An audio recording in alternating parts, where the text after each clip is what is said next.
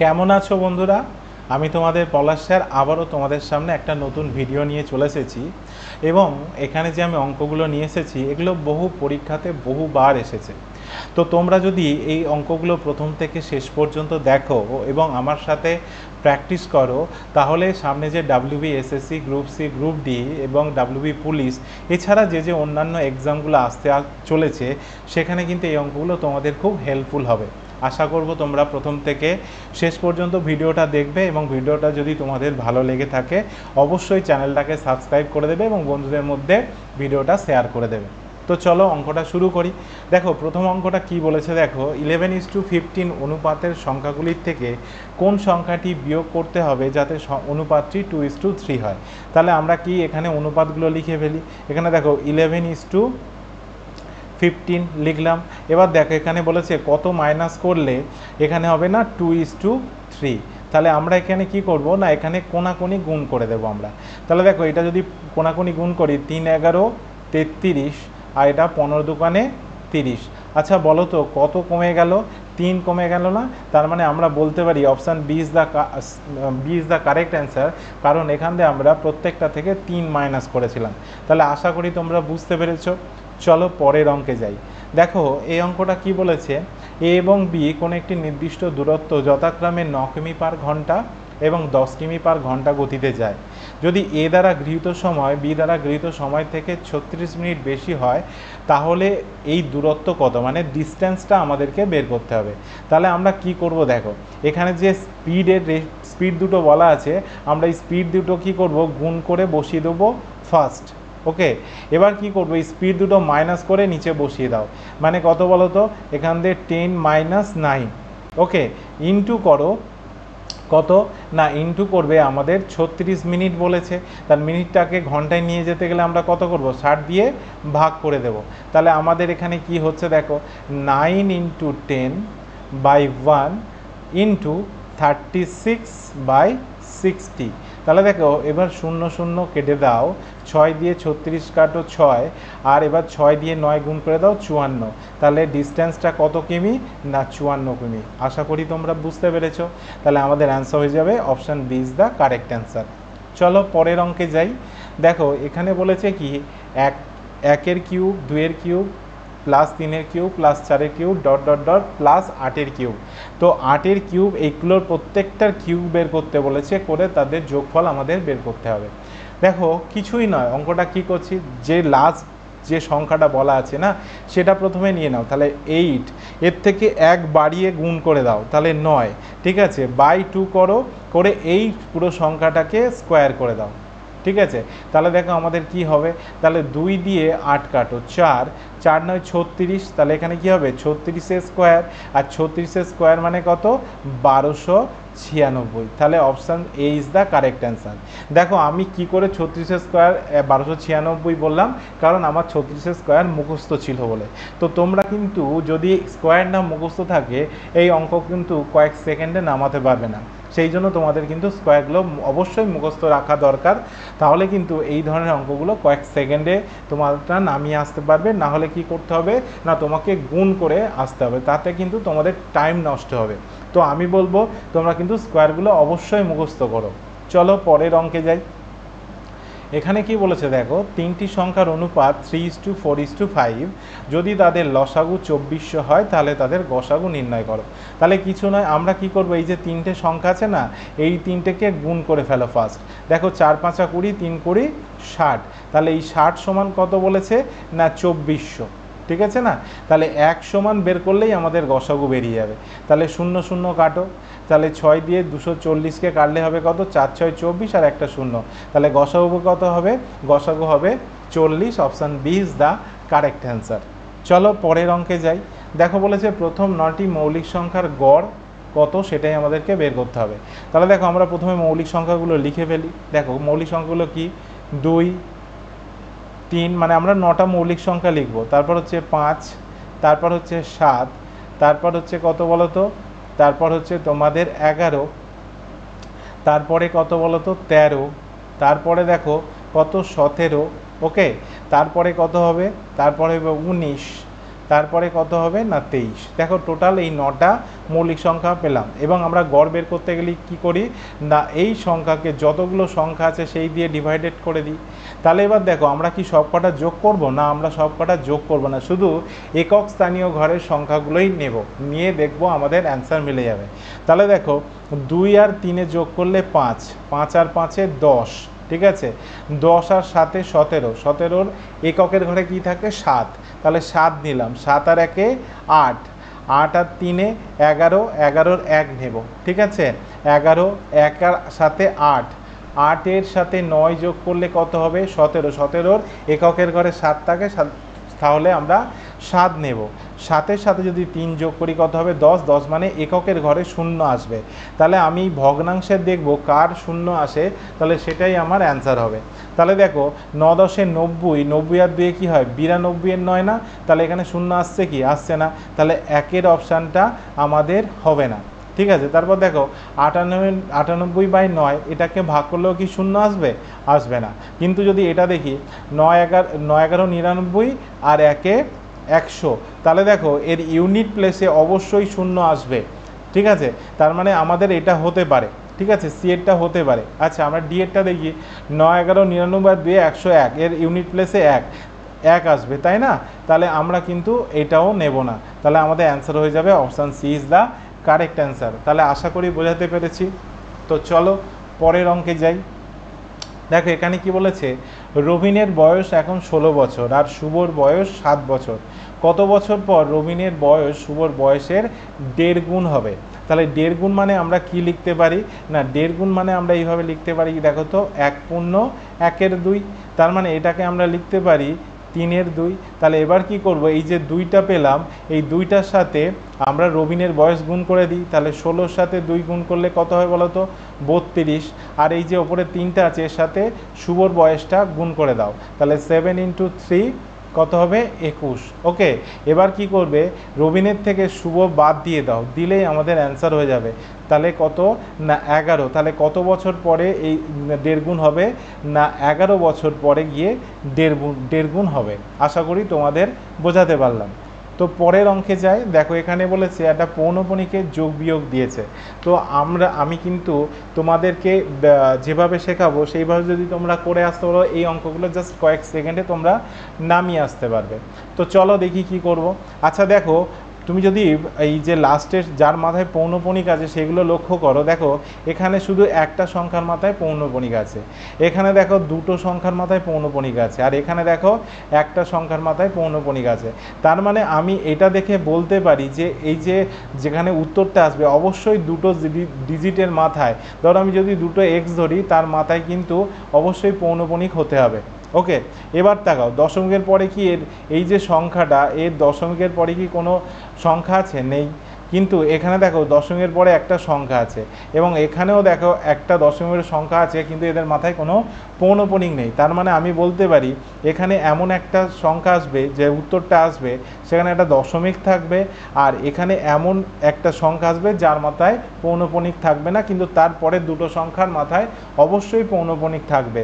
তাহলে এবার তুমি যদি উত্তরের দিকে দেখো তাহলে প্রথমে তো 3টের মাথায় পৌনঃপুনিক আছে, এটা হবে না। এর মাথায় একটা পৌনঃপুনিক আছে, হবে না। এর মাথায় দুটো পৌনঃপুনিক আছে এবং একটা সংখ্যা পয়েন্টের পরে আছে যার মাথায় পৌনঃপুনিক নয়, তাহলে এটা হবে। আর এটা তো অবশ্যই হবে না, এখানে দুটোর মাথায় আছে কিন্তু আগে কোনো সংখ্যা নেই। তাহলে আমাদের option C is the correct answer. আশা করি তোমাদের আমি বোঝাতে পেরেছি। চলো পরের অঙ্কে যাই। বলেছে এর বর্গ বের করতে। তাহলে দেখো আমরা যদি 11-র বর্গ বের করি, ধরো এই যে সংখ্যাটা 5টা 1 আছে তার বর্গ বের করতে বলেছে, তাহলে 11-র স্কোয়ার করলে কত হবে বলো তো, আমরা কি জানি 121, তাই না। আচ্ছা তারপর দেখো আমি যদি 3টে 1 নিই তারও করলে কি হবে, তারও একটা সংখ্যা আসবে কি না, সেটা আমি তোমাদের পরে বলছি কিভাবে করছি। তাহলে এইভাবে কিন্তু বর্গগুলো করতে হবে। তাহলে এই রকম 5টা সংখ্যা যাদের কি না বর্গ করতে বলেছে। আচ্ছা এইটা যদি আমরা বর্গ করি তাহলে কি লিখবো না 1 2 3, একটা কমিয়ে আবার ফিরে যাও 2 1, তাহলে এর বর্গ হবে কিন্তু এইটা। আবার যদি তুমি 4টে 1 নাও 1 2 3 4, তার যদি বর্গ করো তাহলে কি হবে দেখো 1 2 3 4, 4টে 1-এর জন্য 4 পর্যন্ত লিখবে, একটা বাদ দিয়ে রিভার্সে লিখে যাও 3 2 1, এটা হবে এর বর্গ। তাহলে বলো তো এখানে 5টা আছে মানে এর বর্গ কি হবে? তাহলে হবে 1 2 3 4 5, আর একটা কমিয়ে পিছনে ফিরে যেতে হবে 4 3 2 1। তাহলে এই সংখ্যাটা যেখানে বসে আছে সেটাই হবে আমাদের অ্যান্সার। অ্যান্সার হবে option A is the correct answer. তো আশা করি তোমাদের বোঝাতে পেরেছি। তো চলো পরের অঙ্কে যাই। দেখো এখানে কি বলেছে, যদি 3 বছরের ব্যবধানে জন্মগ্রহণকারী 5 বোনের বয়সের যোগফল 50 বছর হয় তাহলে বড় বোনের বয়স কত? তাহলে 3 বছর অন্তর অন্তর তার বোনগুলো জন্মগ্রহণ করেছে। তো কজন বোন আছে? টোটাল 5 জন। তাহলে আমি এখানে কি লিখবো? 5টা দাগ টানি, 1টা 2টো 3টে 4টে আর 5টা। ঠিক আছে, তাহলে দেখো এবার এই 5 বোনের টোটাল বয়স কত বলেছে? 50 বছর। তাহলে 5 দিয়ে যদি 50কে ভাগ করি তাহলে আমি কি বলবো? মিডিলটার বয়স পেয়ে যাব, মাঝখানে যে আছে। তাহলে 5 দিয়ে 50কে ভাগ করলে কত হবে? 10। তাহলে মিডিলে যে আছে তার বয়স 10। এবার দেখো 3 বছর পরে এর পরের জনের কত বয়স ছিল? 13। তারপরে কত ছিল? 16। আচ্ছা 10-এর আগে যার বয়স ছিল, মানে মিডিলের আগে যার বয়স ছিল তার বয়স ছিল কত? 7। আর এর থেকে যদি 3 মাইনাস করো তাহলে কত হবে? 4। তাহলে আমার সব থেকে বড় বোনের বয়স জানতে চেয়েছে। বড় বোনের বয়স কত বলো তো? 16 বছর। Option A is the correct answer. আশা করি তোমাদের বোঝাতে পারলাম। তো চলো পরের অঙ্কে যাই। দেখো এখানে কি বলেছে, n একটি স্বাভাবিক সংখ্যা হয় তাহলে n কিউ মাইনাস n সর্বদা কি দ্বারা বিভাজ্য হবে? তাহলে দেখো n একটা ন্যাচারাল নাম্বার বা স্বাভাবিক নাম্বার। তাহলে আমি ন্যাচারাল নাম্বার কোনগুলো চিনি না? 1 2 3 4, এই করে করে সমস্ত ভগ্নাংশ নম্বর ছাড়া সমস্ত নম্বর হচ্ছে গোটা সংখ্যা হচ্ছে ন্যাচারাল নাম্বার। ঠিক আছে, তাহলে এই অঙ্ক করার ক্ষেত্রে তোমরা সব থেকে ছোট থেকে ধরে ধরে যাবে, ছোট থেকে করে করে যাবে। মানে n এর মান প্রথমে আমি ধরে নিলাম 1, তাহলে 1 এর কিউব মাইনাস 1 করলে কি হবে? 0 হবে। তাহলে এখানে কি অপশানে কোনো 0 আছে? তাহলে আমি এটা নেব না। এর পরের ছোট সংখ্যা কোনটা আছে? না, এর পরের সংখ্যা আছে 2। তাহলে দেখো 2-এর কিউব মাইনাস 2 মানে কত? 8 মাইনাস 2 মানে 6। তাহলে এই সংখ্যা সর্বদা 6 দ্বারা ডিভিজিবল। অ্যান্সার হবে option B is the correct answer.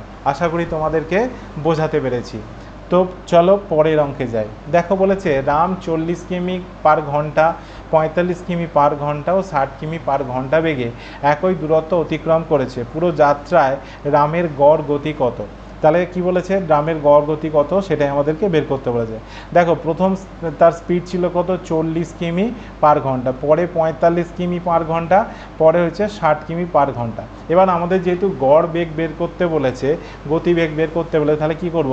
দেখো অবশ্যই গড় গতিবেগ 40-এর থেকে ডেফিনেটলি বেশ বড় হবে, মানে গতিবেগটা অবশ্যই 40-এর থেকে বড় হবে। আর দেখো কিন্তু সেটা 60-এর থেকে বড় হবে না, অবশ্যই 60-এর থেকে ছোট হবে, মনে রাখবে। তাহলে কি এখানে দেখো 40-এর থেকে গড়টা হবে নিশ্চয়ই, গড় গতিবেগ হবে বেশি, আর 60-এর থেকে গড় গতিবেগ অবশ্যই কম হবে। তাহলে এবার তুমি অপশানে দেখো 60-এর থেকে কম কোন কোন অপশানগুলো আছে সেগুলো তোমরা মানে বেশি যেগুলো আছে সেগুলো বাদ দিয়ে দাও। তাহলে দেখো 64 মানে 60-এর থেকে বেশি, এটা নেব না। তারপর দেখো 66, এটাও নেব না। দেখো 94, এটাও নেব না, তাই না? 94 আমরা কি নেব না তো? তাহলে আমাদের অ্যান্সার দেখো 40-এর থেকে বড় আর 60-এর থেকে ছোট। তাহলে 46.96 কিমি পার ঘন্টা হবে এর গড় গতিবেগ। Option A is the correct answer. আশা করি বোঝাতে পেরেছি। তো চলো পরের অঙ্কে যাই। দেখো এখানে কি বলেছে, রাহুল তার বাড়ি থেকে বিদ্যালয়ে 3 কিমি পার ঘন্টা গতিতে গেলে তার বিদ্যালয়ে পৌঁছাতে 5 মিনিট দেরি হয়। যদি সে 4 কিমি পার ঘন্টা গতিতে যায় তাহলে সে 5 মিনিট আগে পৌঁছায়। তার বাড়ি থেকে বিদ্যালয়ের দূরত্ব কত? তাহলে কি করব আমরা? তাহলে আমরা প্রথমে যে স্পিডগুলো আছে না ওগুলো কি করব? গুণ করে লিখব। তাহলে এখানে কি লিখব? 3 × 4। আচ্ছা এদের মাইনাস করে নিচে লিখে দাও। 4 থেকে 3 বাদ দিলে কত? 1। আর এটা দেখো 5 মিনিট আগে আর 5 মিনিট পরে গেছে না, এটাকে যোগ করে লিখে দেবে। তাহলে 5 আর 5-এ 10, এটা মিনিট ছিল, ঘন্টা করার জন্য 60 দিয়ে গুণ করে দাও। তাহলে 0 0 কাটো, ঠিক আছে? 3 দিয়ে কাটলে কত হবে? 2, আর 2 দিয়ে কাটলে 4 2, মানে আমাদের তাদের ডিস্টেন্স ছিল 2 কিমি। আশা করি তোমরা বুঝতে পেরেছো। তাহলে অপশান বি ইজ দ্য 2 কিমি হচ্ছে আমাদের কারেক্ট অ্যান্সার বা সঠিক উত্তর। বুঝতে পেরেছো? তো চলো পরের অঙ্কে যাই। তো বন্ধুরা, তোমাদের কাছে আমার একটাই রিকোয়েস্ট, যদি ভিডিওটা তোমাদের ভালো লেগে থাকে অবশ্যই চ্যানেলটাকে সাবস্ক্রাইব করে দিও, একটা লাইক দিও এবং বন্ধুদের মধ্যে চ্যানেলটাকে অবশ্যই শেয়ার করে দিও। ওকে, তো চলো আমরা এই অঙ্কটা দেখি। এখানে কি বলেছে, 16 এবং 24-এর তৃতীয় সমানুপাতিক কত হবে সেটাই আমাদেরকে বের করতে বলেছে। আচ্ছা দেখো, তৃতীয় সমানুপাতিক বের করার নিয়মটা তোমরা একটু মনে রেখো, সেটা হচ্ছে b²/a। ঠিক আছে, বিটা কি না, বিটা এখানে 16, আমি একটু ভুল বললাম, এটা হচ্ছে 16 আর বিটা হচ্ছে আমাদের 24, মনে থাকবে। তাহলে এটা আমরা কি ধরবো 16 আর বিটা ধরলো 24। ঠিক আছে, তাহলে দেখো 24-এর স্কোয়ার মানে আমরা কি লিখতে পারি, 24 × 24/16। ঠিক আছে না, তো এবার এটা কাটো, 4 × 4 = 16, 4 × 6 = 24, আবার 4 দিয়ে 24 কাটো, তাহলে 6 হবে। তাহলে কি হবে না, 6 × 6 = 36। তাহলে তৃতীয় সমানুপাতিকটা কত না, option C is the correct answer, 36 হবে এদের তৃতীয় সমানুপাতিক। আশা করি বোঝাতে পেরেছি। তো চলো পরের অঙ্কে যাই। দেখো এখানে কি বলেছে, যদি কোনো বর্গক্ষেত্রের প্রত্যেক বাহুর দৈর্ঘ্য 10% বৃদ্ধি করা হয় তাহলে এর ক্ষেত্রফল কত বৃদ্ধি পাবে। তো এই অঙ্ক করার জন্য অবশ্যই তোমাদের এই মেথডটা মনে রাখতে হবে। মেথডটা কি না, a + b + ab/100, এই মেথডে কিন্তু আমাদের এই অঙ্কটা হবে। তাহলে এটা কি, যেহেতু বর্গক্ষেত্রের প্রত্যেকটা বাহু সমান, তাহলে এও যা বিও মাপও কিন্তু তাই। তাহলে দেখো এ আমরা কি ধরলাম 10, বিও তাহলে কি হবে 10, ঠিক আছে না, প্লাস এবি মানে কি 10 × 10/100। তাহলে দেখো 0 0 উড়িয়ে দাও। ঠিক আছে, এখানে কি হবে 10 আর 10 20 আর 1 21, 21% বৃদ্ধি পাবে। তাহলে অ্যান্সার হবে option B is the correct answer. চলো পরের অঙ্কে যাই। দেখো এখানে কি বলেছে, একটি পাত্রের মিশ্রণে দুটি দ্রাবক এ এবং বি 7:5 অনুপাতে আছে। এই পাত্র থেকে 9 লিটার মিশ্রণ তুলে নিয়ে তাতে বি দিয়ে ভর্তি করা হলো এবং এর ফলে মিশ্রণের দুটি দ্রাবকের অনুপাত 7:9 হয়। শুরুতে পাত্রটিতে এ দ্রাবকের পরিমাণ কত ছিল সেটাই আমাদেরকে বের করতে বলেছে। তাহলে দেখো আমরা এখানে কি করব, দেখো আমরা লিখলাম এটা এ দ্রাবক = বি দ্রাবক। ঠিক আছে, এটাই বলা আছে। তা এদের রেশিও কত বলা আছে, প্রথমে 7:5 লিখে দাও।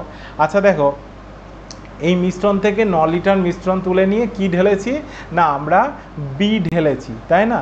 তাহলে তার ফলে যে নতুন রেশিওটা এসছে সেটা কত এসছে, 7:9। আচ্ছা তোমরা এখানে একটু লক্ষ্য করো যে এ দ্রাবকের কোনো পরিবর্তন হয়নি, যা 7 ছিল 7ই আছে। দেখো এর ডিফারেন্স হয়েছে, দেখো 5 ছিল 9 হচ্ছে, কত ইউনিটের ডিফারেন্স হয়েছে বলো তো, 4 ইউনিটের ডিফারেন্স হয়েছে না। ঠিক আছে, 4 ইউনিটের ডিফারেন্স হয়েছে। তাহলে আমি কি বলতে পারি, এই যে 4 ইউনিট, ঠিক আছে, সমান কত নেই, 4 ইউনিট সমান আমি 9 লিটার বলবো। তাহলে 1 ইউনিট সমান কত, /4। আর দেখো প্রথমে আমাদের এই যে তুলে নেওয়ার ফলে, তুলে নিয়ে বি মেশানোর ফলে কত এসছে রেশিও, 7:9, মানে এই দুটো যোগ করলে হবে 16। 16তে আমাদের এর পরিমাণ কত বের করব, তাহলে এখানে আমি 16 লিখলাম। তাহলে টোটাল কোয়ান্টিটি, টোটাল ইউনিটটা আমার বেরিয়ে যাবে। তাহলে 16 সমান কত, তাহলে 16, 4 দিয়ে 16 কাটো, 4 × 4 = 16, 4 × 9 = 36। ঠিক আছে, 36 টোটাল ইউনিট। আচ্ছা আমার বলেছে এ প্রথমে কত ছিল এই ইউনিটের মধ্যে, তাহলে 36 ইন্টু, দেখো প্রথমে রেশিও কত বলা আছে 7:5, তাহলে এই দুটোকে যদি আমরা যোগ করি কত হবে 12 না। তাহলে 12-এ ছিল কত 7, এর পরিমাণ 7-এর 12। তাহলে 12 দিয়ে 36 কাটো, 3 3 × 12 = 36, আর 3 7-এ আমাদের কত হবে 21। তাহলে প্রথমে এর পরিমাণ কত ছিল না 21 লিটার ছিল। Option C is the correct answer. তাহলে আশা করি তোমরা বুঝতে পেরেছো। সো ফ্রেন্ডস, আমি পলাশ স্যার ছিলাম তোমাদের সাথে। ভিডিওটা কেমন লাগলো অবশ্যই কমেন্টসে জানিও। তোমাদের একটা কমেন্টস, লাইক এবং শেয়ার আমাকে খুবই উদ্বুদ্ধ করে এইরকম নতুন নতুন ভিডিও তোমাদের সামনে আনতে। যারা আমার চ্যানেলে এই মুহূর্তে নতুন আছো তারা আমার চ্যানেলটাকে অবশ্যই সাবস্ক্রাইব করে দিও, আর অলরেডি যারা আমার চ্যানেলটাকে সাবস্ক্রাইব করে দিয়েছো তাদেরকে অসংখ্য ধন্যবাদ। সবাই তোমরা ভালো থাকো এবং সুস্থ থাকো। অসংখ্য ধন্যবাদ তোমাদেরকে।